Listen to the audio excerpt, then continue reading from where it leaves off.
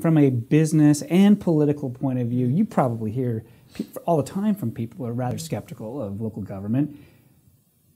How would you size up public trust at this point in Brevard public schools, or in, even if it's the surtax issue specifically?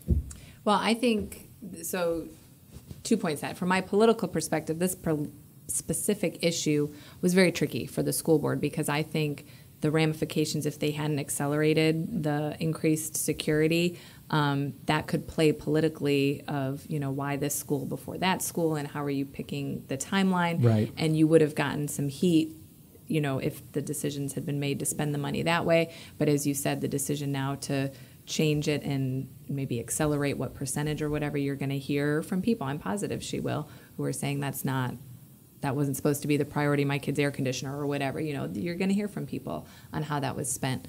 I think Brevard is a very tough place to be an elected official, because we do have very vocal citizens who are, watchdogs, and they want to know that our public tax dollars are being spent efficiently. Now, that said, I think that the level of competency that we have is outstanding. And I think that Brevard has operated on shoestring budgets and cutting for a number of years, and our staff continues to maintain just wonderful quality at all levels of our county and local governments. And so when a sales tax gets passed, when it gets proposed, this was shot down the first time. It might have even been twice. I don't recall if it was once or twice. But voters said no. And so the business community partnered with, each other, and got together and said, we need a campaign to help educate the community on how important this money is needed. They cannot pull this money out of thin air in the budget as it's getting, that we needed to do something. And so there was a very large campaign to help educate the public, and that is why now they're going to be held accountable. There were listening sessions, there was the PowerPoint presentations, all over the district, saying that this is why we need the money, this is where it's going to go to.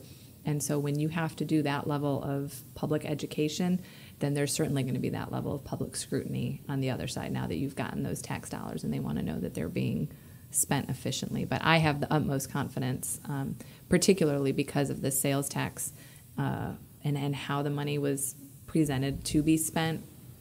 That, like we said, we have those projects, we know where it's going to, and I'm very confident that Tina and the other school board members will help continue to educate the public that those dollars are being spent as they promised.